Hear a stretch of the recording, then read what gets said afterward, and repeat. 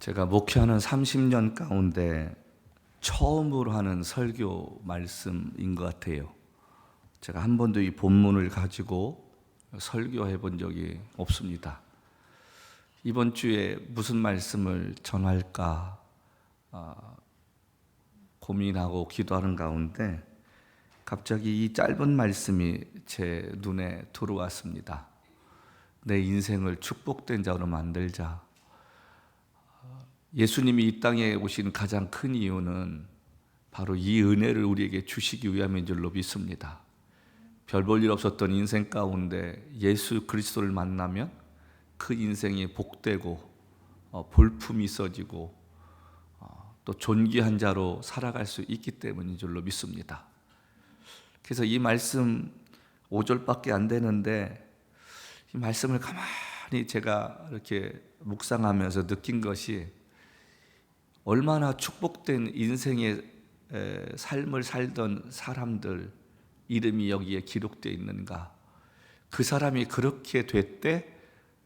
설마라고 이야기 들을 만한 아주 기가 막힌 기적의 역사의 인물이 이곳에 기록되고 있습니다. 우리가 아는 대로 마태복음 1장 1절부터 16절에는 예수님의 족보에 대한 이야기가 나옵니다. 자, 그런데 이 족보에 중요한 것은 마태가 포커스를 맞춘 한 부분이 무엇이냐면 이곳에는 5명의 여인의 이름이 기록되어 있다는 것입니다.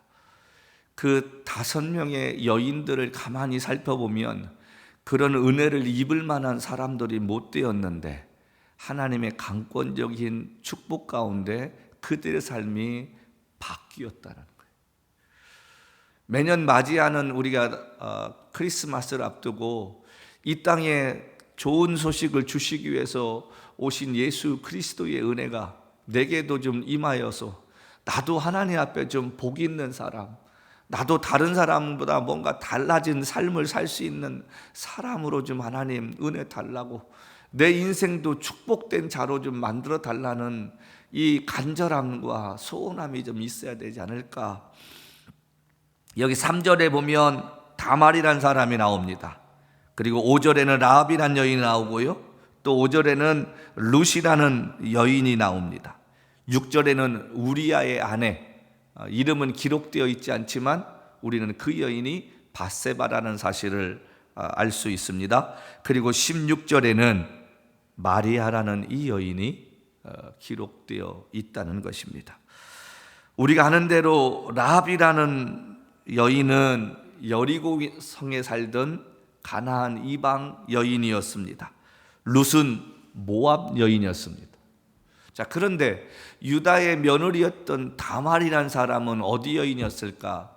사람들이 대부분 유대인이었다고 생각하는데 우리가 갖고 있지 않는 외경이란 성경이 있습니다. 천주교인들이 쓰고 있는데 가장 성경에 가깝게 번역된 이 공동번역 서에는 이 여인이 누구라고 나오냐면 아람 사람이라고 나옵니다. 그러니까 이 여인도 이방인 여인이었던 것입니다. 자, 우리가 예수님의 족보를 보면서 두 가지 중요한 것을 좀 깨달았으면 좋겠다고 생각하는데 첫 번째로는 부끄러운 이야기도 숨기지 않고 기록되어 있다는 거예요. 사실 이 다말이라는 여인 별로 그렇게 아름다운 모습은 아니잖아요. 시아버지하고 정을 통해서 아이를 낳는 그런 과정을 겪게 되고 또 다윗의 아내가 되었던 밧세바라는 여인 역시 다른 사람의 아내였는데 우리아가 그 여인을 차지하기 위해서 남편까지 죽여버리는 아주 극악 무도한 짓을 벌였음에도 불구하고 하나님께서는 그 이름을 그대로 기록하고 있습니다. 왜 그러셨을까? 성경은 로마서 3장 23절로 돌아가면 모든 사람이 죄를 범하였으며 하나님의 영광에 이르지 못하였다라고 명제를 겁니다. 너희들은 아무리 깨끗하게 살려고 해도 죄인이고 그 죄의 속성에서 벗어날 수 없다는 것을 너희가 아느냐? 죄인임에도 불구하고 하나님의 은혜와 은총이 임하면 너희의 인생이 바뀔 수가 있고 이렇게 쓰임 받을 수 있다. 그거 보여주시기 위해서 족보에 그대로 가감없이 기록하고 있다라는 것입니다. 두 번째는 이방 사람이라도 하나님 앞에 마음을 두고 하나님을 기쁘시게 하는 삶을 사는 자는 하나님이 이렇게 사용하셔서 예수 그리스도의 가문을 잇게 하는 사람으로 쓰임 받게 하셨다라고 하는 것을 보여주시기 위함이라는 것입니다. 자, 이 아침에 여러분과 함께 다말과 라합 그리고 룻에 대하여 생각해 보기를 원합니다. 어떻게 이방인으로서 예수님의 족보에 기록되는 삶을 살게 되었을까? 그 당시에는 그들이 몰랐지만 그들의 삶이 마치고 역사가 흐르면서 자신들도 천국에 갔을 때 내 인생이 얼마나 축복된 사람이었는가를 깨닫지 않았겠습니까? 이 땅에 사는 동안에는 나도 이 사람 예수님의 족보에 들어가는 사람이 돼야지 라고 생각하며 살지 않았다는 거예요. 근데 세월이 지나고 나니까 자신들을 통해서 예수 그리스도가 탄생했다면 이 얼마나 값지고 영광스러운 삶이었겠느냐 하는 것입니다. 자, 우리 38장 말씀에 보면 유다와 다말에 관한 사건을 자세히 창세기는 기록하고 있습니다. 구약 시대에는요, 형이 결혼하면 아이를 낳아야 되는데 아이를 낳지 못하고 죽잖아요. 그럼 둘째 동생이 형수를 차지해서 그 형수를 통해서 아이를 낳아야 됩니다.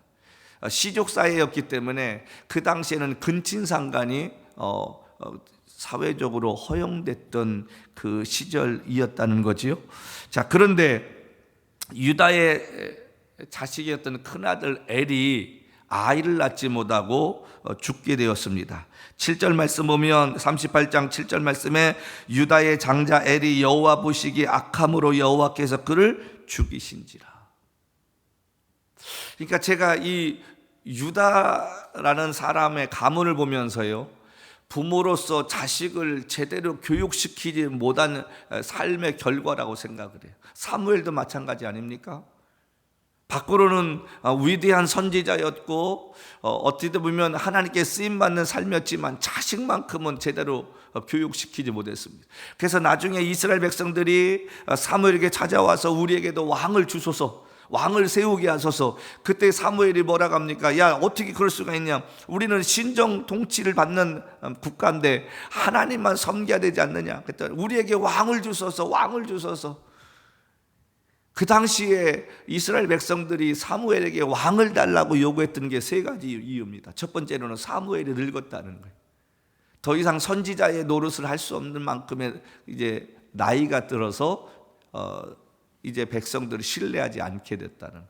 두 번째는 사무엘의 자식들이 올바르게 아버지의 뒤를 잇지 않았다는 것. 방탕한 삶을 사니까 사람들이 더 이상 신뢰할 수 없다는 것입니다. 세 번째로는 주변 나라를 보니까 왕이 있는 게 좋아 보이는 거예요. 그래서 왕을 달라고 이들이 떼를 쓰기 시작합니다. 그 중에 이유 중에 하나가 뭐냐면 사무엘의 자식들이 아버지와 같지 않았다는 거예요. 유다라는 이름은 하나님을 찬양하는 자인데 여러분, 그 복 있는 이름을 가진 유다가 자식을 잘못 가르쳤습니다. 어떻게 성경은 유다의 장자엘이 여호와 보시기에 악하다. 이게 아버지가 자식에게 올바르게 하나님에 대해 교육시키지 못하니까 자식이 아버지하고 전혀 딴 길을 가는 거예요. 사회적으로 성공했어도 자식 잘못 키워서 폐가 망신하는 가정들이 한두 가정입니까? 아버지가 열심히 땀 흘려서 회사를 일구고 자식이 이어왔는데 손주가 잘못되어서 마약에 빠지고 도박에 빠지고 그래서 가문이 먹칠하게 되는 안타까운 일들이 우리 주위에는 얼마나 많이 일어나고 있느냐 하는 사실입니다. 자, 엘이 죽었어요. 그러니까 어떻게 해야 돼요? 그 둘째 동생인 아들인 오난이 들어가서, 제가 오난이라고 생각해서 오란은 아니겠지라고 생각하고 있는데 오난, 하필이면 또 이름이 오난이요. 오난이 들어가서 아이를 낳아야 되는데 가만히 생각하니까 오난이요, 야 이거 내가 형수하고 이렇게 부부관계를 맺어가지고 아이를 낳으면 내 자식은 아니잖아. 그러니까 형의 아들로 입적될 거 아니야? 그래서 오난이 사정을 하지 않고 땅바닥에 쏟아버려요. 그러니까 하나님이 그거 보시고 악하셔서 얘도 죽여버리셔요. 그러니까 하나님 앞에서 가문을 이어야겠다는 생각이 아니라 자기 욕심이 앞섰던 거죠. 그러니까 하나님이 그의 악한 마음을 보시고 오난도 죽여버리십니다. 자, 이제 아들 하나 막내 남았는데 아직은 어린 거예요. 그러니까 줄 수도 없어요. 부부관계도 할 수 없어요. 자, 그래서 가만히 유다가 생각하니까, 야, 안 되겠다. 막내가 자랄 때까지 너 친정가 있고 내가 자라면 부를게 라고 했는데, 세월이 지나서 아이가 자랐는데도 부르질 않는 거예요. 다말의 입장에서 보면 서운할 수 있지 않습니까? 그 당시에는 나도 빨리 가문을 이어가야 되는데 잊지 못하고 있고, 한 옆에 보면 집안이 한심스럽지 않겠습니까? 남편도 한심스럽고 시동생도 한심스럽고, 또 시아버지가 생각하고 있는 것도 한심스럽게 느껴지는 그 가운데서 이 다말이 가만히 생각을 해봐요. 포기할 만도 한데, 여러분, 우리가 이 다말이한 여인을 보면서 한 가지 우리가 배워야 할 게 뭐냐면, 자신에게 주어진 그 삶의 사명을 감당하기 위해 애를 썼다는 거예요. 우리가 보면 다말은 분명 잘못한 것입니다. 부정한 짓을 하는 것에 시아버지를 유혹을 하고 시아버지와 함께 정을 통했다는 것은 잘못된 것입니다. 근데 하나님은 그 가운데 무엇을 보셨냐면, 그래도 이 다말이 가문을 이어야겠다는 그 마음을 보시는 거예요. 그 당시에 이 여인으로서는 자신이 해야 할 그 의무를 다하려고 애를 썼다는 것입니다. 유다와 함께 정을 통한 것이 잘못된 것이지만 그가 즐기기 위해서 한 게 아니잖아요. 가문을 이어야겠다는 그 마음 때문에 며느리로서 하지 말아야 할 일까지 서슴없이 했다는 것입니다. 자, 그런데 문제가 있습니다. 어느 날 갑자기 시어머니가 죽고 나서 유다가 외로움 속에 있었는데 창녀에게 가서 욕정을 풀어야겠다고 생각해서 찾다가 이 다말이라는 여인이 변장을 해서 시아버지와 함께 사랑을 나눕니다. 자, 그리고 나서 무엇을 주겠냐 했더니 양을 선물로 주겠다. 자, 그랬더니 뭐라고 그래요? 그러면 그거 줄 때까지 나에게 담보를 달라고 얘기를 해요. 담보. 그래서 그에게서 무엇을 갖고냐면 도장과 유다의 도장과 끈과 지팡이를 맡겨달라고 이야기합니다. 그 당시에 유다는 아무런 의미 없이 어차피 때가 돼서 이제 양들이 새끼치고 나면 내가 선물로 줄 때 가져오면 되겠지. 그리고 나서 흔쾌히 그걸 주게 됩니다. 자, 그리고 나서 이제 자신이 약속한 것을 지키려고 그 여인을 찾는데 아무리 찾아도 없는 거예요. 그 사람들에게, 야, 여기 창녀 있었지 않냐? 그랬더니, 야, 여기 이 동네에 원래 창녀가 없어. 그래서 그냥 유다는 잊어버리고 사는 거예요. 근데 얼마 후에 사람들의 입에서 뭐라고 하냐면, 큰일 났다, 네 며느리가 어떤 남자와 함께 동침을 했는지 아이를 갖게 되었다. 그랬더니 유다가 뭐라 합니까? 디르꼬라, 불살라 죽이겠다. 화가 너무 난 거예요. 자기가 잘못한 걸 생각하지 않고 그 며느리가 잘못한 것에 대한 노함을 통해서 불살라 죽이겠다고 이야기합니다. 자, 그때에 이 여인이 이 담보의 임자와 함께 내가 동침을 해서 아이를 가졌습니다. 그 내봤더니 자기 것인 거예요. 그랬더니 유다가 뭐라고 합니까? 내가 아들이 장성하였는데도 주지 않은 것이 내 잘못이다. 그렇게 후회하는 것으로 그 이야기가 일단락집니다. 사회적으로 분명히 지탄받아 마땅할 일입니다. 근데 하나님은 그럼에도 불구하고 다말이 그 가정을 이어야겠다는 그 마음의 중심을 그 당시에 보셨다는 거예요. 라합이라는 여인을 보면 가나안의 기생이었습니다. 오늘날로 말하면 술집 여인이었고 몸 파는 여인일 수도 있었을 것입니다. 자, 그런데 여호수아서 말씀을 보면 정탐꾼이 정탐하러 들어간 가운데 기생 라합을 만났다는 것에 포커스를 두고 있습니다. 왜 그랬을까? 이 기생 라합이 여리고성에서 술을 팔면서 그곳을 오가는 장사치들이든 여행자를 통해서 이스라엘이라는 민족에 대해서 이야기를 듣습니다. 애굽에서 나와서부터 지금 여리고까지 오는데 걸림돌이 되는 모든 민족은 다 물리치면서 코앞까지 왔다는 이야기를 듣습니다. 이 여인에게 그 말이 들려질 때에 두려움과 함께 결코 저들을 이길 수 없을 거라는 불안함이 찾아오게 됩니다. 그래서 이 기생 라합은 여호수아서 2장 12절 통해 가지고 2장을 통해서 그 정탐꾼들을 숨겨주면서 뭐라고 합니까? 내가 너희를 숨겨줬으니까 너희가 이곳에 쳐들어올 때 우리 가정도 살려주기를 간청하는 이야기를 우리가 보게 됩니다. 다른 사람들은 그냥 가볍게 흘려들을 수 있었던 이스라엘 백성에 대한 이야기를 기생 라합은 거기에 대해서 깊이 있게 고민하고 불안하고 어떻게 하면 자기 가족을 살릴 수 있을까 하는 것에 대한 고민을 했다는 것입니다. 우리가 라합이라는 이 여인을 통해서 우리가 한 가지 포커스를 맞추고 좀 생각해 봐야 할 것이 뭐냐면, 우리에게 들려지는 이야기 가운데 하나님에 관해서 이야기하는 것에 대해서는 우리가 가볍게 듣지 말자는 것입니다.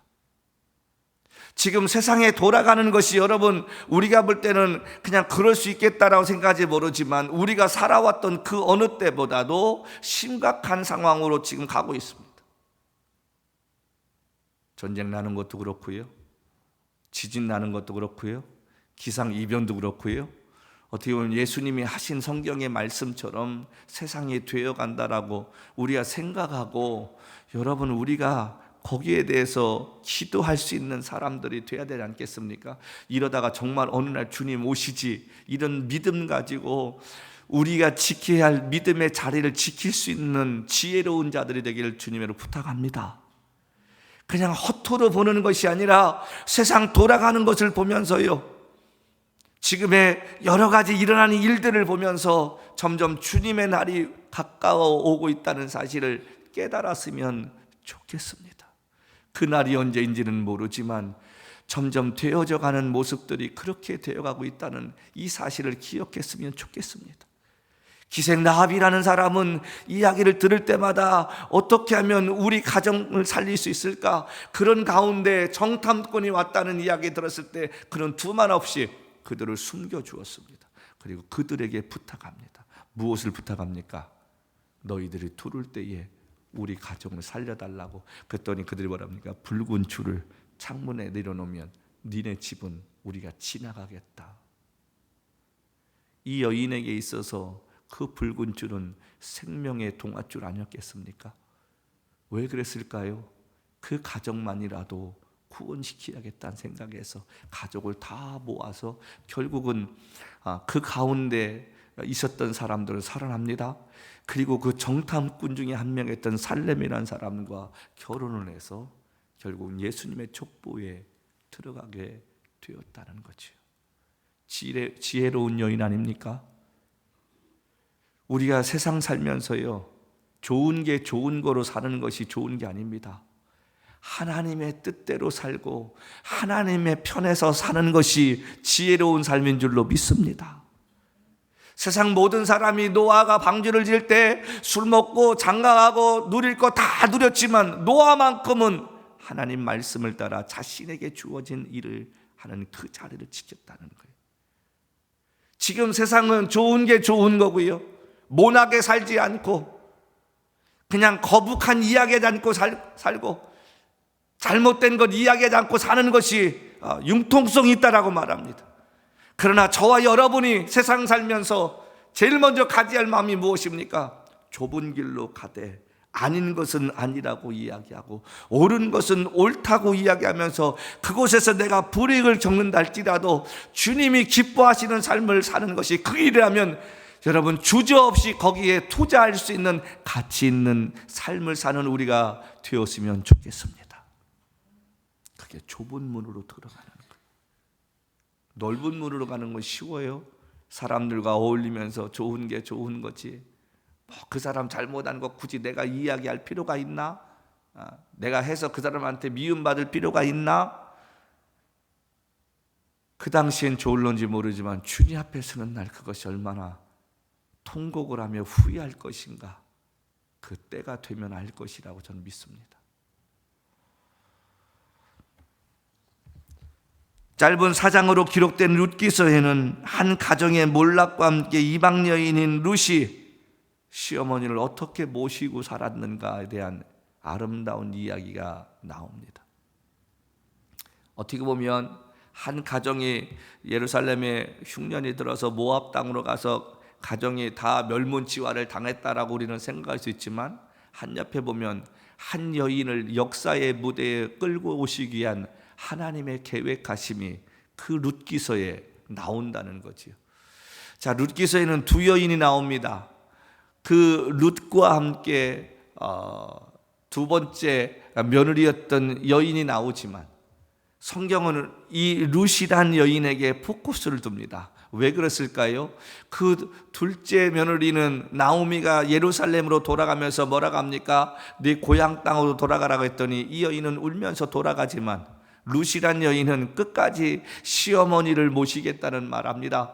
나는 이제 모든 것을 다 잃고 예루살렘으로 돌아가는데 너도 네 고향으로 돌아가서 편안하게 살아라. 그랬더니 룻이 뭐라고 합니까? 어머니가 가는 곳에 나도 있고 어머니가 섬기는 그 하나님을 나도 섬기는데 어머니 나보고 내 고향 땅으로 내 부모에게 돌아가라고 말하지 마소서. 일가 친척 없는 이방인입니다. 오늘날로 말하면 다문화 가정을 이루는 여인입니다. 그 여인이 예루살렘으로 돌아갔을 때 그 사람들이 이 여인을 어떻게 취급할지 나오미는 누구보다도 알잖아요. 그럼에도 불구하고 그 모든 모진 순환과 고난을 이겨내겠다는 결심 가지고 나오미가 이 여인을, 그 룻이 나오미를 쫓아갔을 때 이 여인의 인생은 완전히 되바뀌는 인생을 하나님이 맞이하게 만드십니다. 이영만리 미국 땅에 살면서 가족과 친척을 뒤로하고 사는 여인들이 얼마나 많습니까? 여러분, 우리의 인생 가운데요, 중요한 것은 하나님이 우리의 인생을 지켜주시면 우리의 인생이 값어치 있게 달라진다는 것입니다. 하나님께서 이 룻의 모습을 보시고 보아스를 만나게 해주셨다는 거예요. 성경에 나오는 세 여인의 공통점이 무엇입니까? 성경에 나오는 이 세 여인의 공통점은 자신의 삶에서 최선을 다했다는 거예요. 자신이 위대한 사람, 다윗을 낳는 사람, 그 가정에 내가 들어가서 살겠다, 그런 꿈 꾼 게 아니에요. 하루하루 삶에 자기에게 주어졌던 그 삶에 최선을 다했을 때 하나님께서 이 여인들의 삶을 높여주셨다는 것입니다. 사람이 꿈을 꿀 수 있습니다.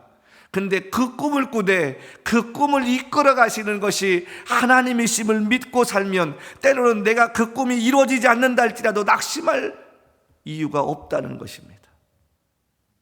많은 사람들이 꿈을 꾸었다가 그것이 이루어지지 않으면 절망합니다. 기도하면 무슨 소용이 있어?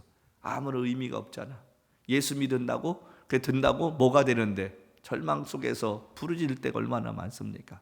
자, 그런데 이 세 여인도 가만히 보면 얼마든지 낙심하고 절망하고 좌절하고, 라합 같은 경우는 발각되어지면 정탐꾼을 숨겨졌다는 이유만으로 온 가족이 멸문지화 당할 수 있는 상황임에도 불구하고 옳은 것을 붙잡는 그 마음, 목숨을 내놓을 수 있는 용기 때문에 오히려 그 가정이 살아날 수 있었다는 사실입니다.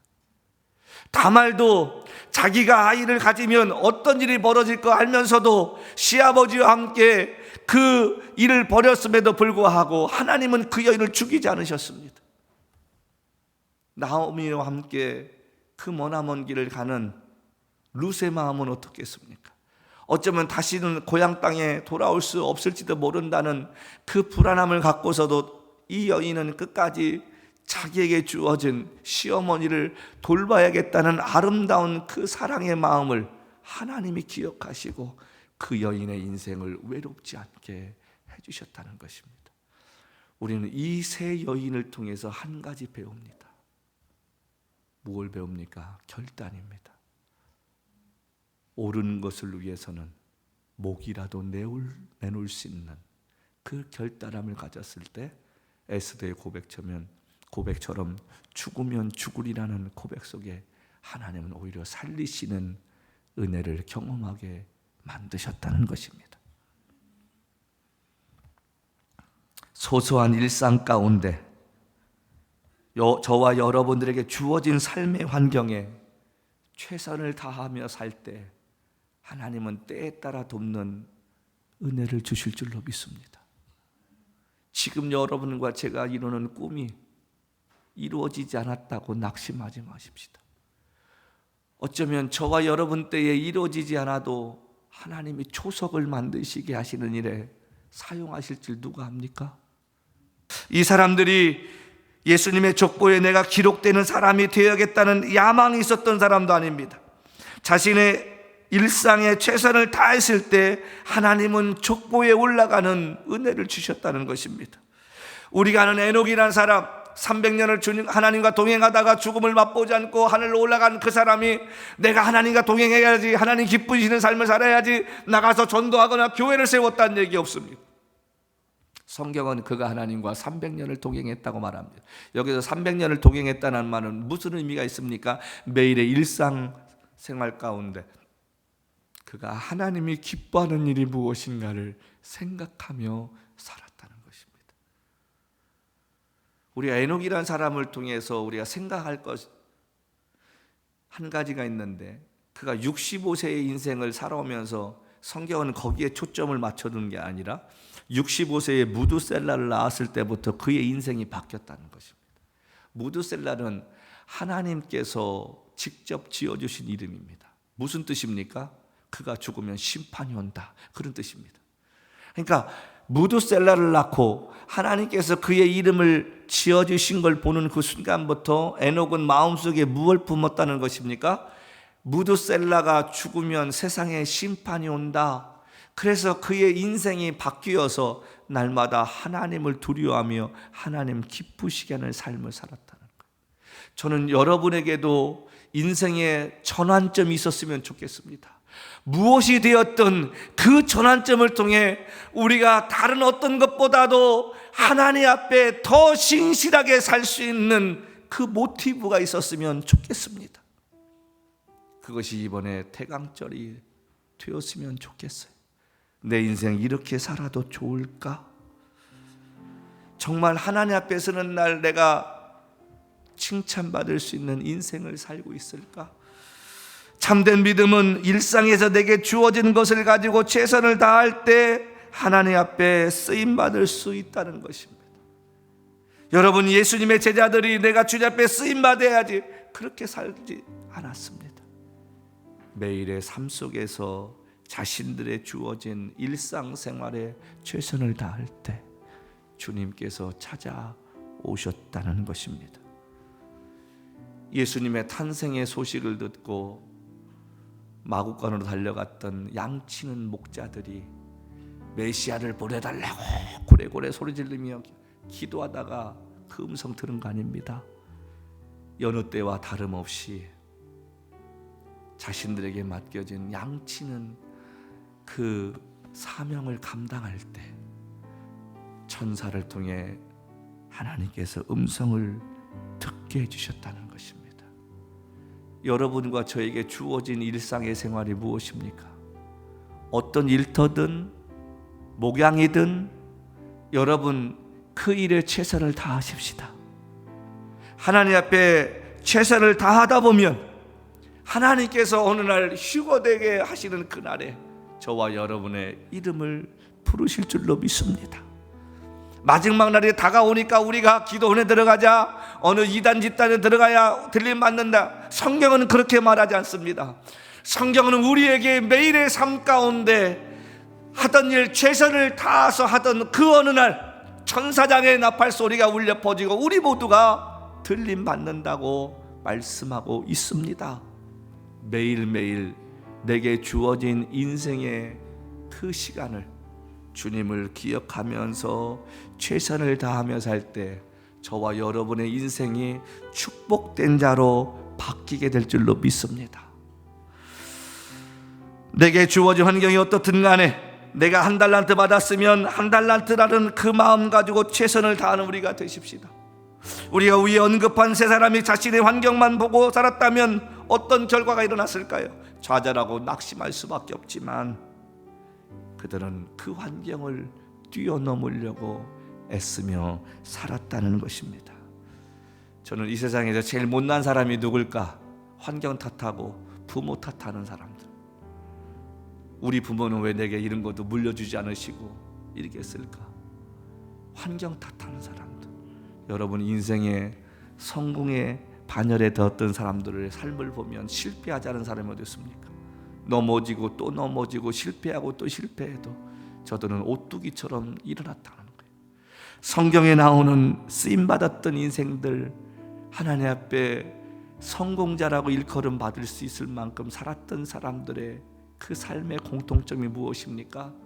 저들이 실패하고 실패했어도 하나님 바라보고 일어났을 때 하나님이 그들을 사용해 주셨다는 것입니다. 태강절을 보내면서 우리가 가지할 마음 무엇입니까? 볼품없던 저와 여러분의 인생을 예수 그리스도를 이 땅에 보내주셔서 누구든지 내 아들을 영접하고 내 아들의 이름을 믿고 사는 자의 인생은 내가 볼품 있는 인생으로 만들어 주시겠다는 하나님의 약속이신 줄로 믿습니다. 내가 가진 것 없고 부모에게 물려받은 것 없다 할지라도 불평하지 말고 내 인생을 축복된 자로 만들어 주실 하나님을 더 의지하고 이 땅에 그 하나님을 의지하게끔 통로로 보내주신 예수 그리스도를 의지하며 살 때 내 인생도 누군가에게 축복된 자로 비춰질 수 있는 삶으로 바뀌게 만드실 하나님의 은혜를 간증하고 찬송하며 사는 우리의 삶이 되십시다. 그래서 저와 여러분의 인생도 하나님이 원하시는 축복된 인생으로 바뀌어지는 삶을 사는 귀한 자들이 되시기를 주님으로 간절히 축복합니다.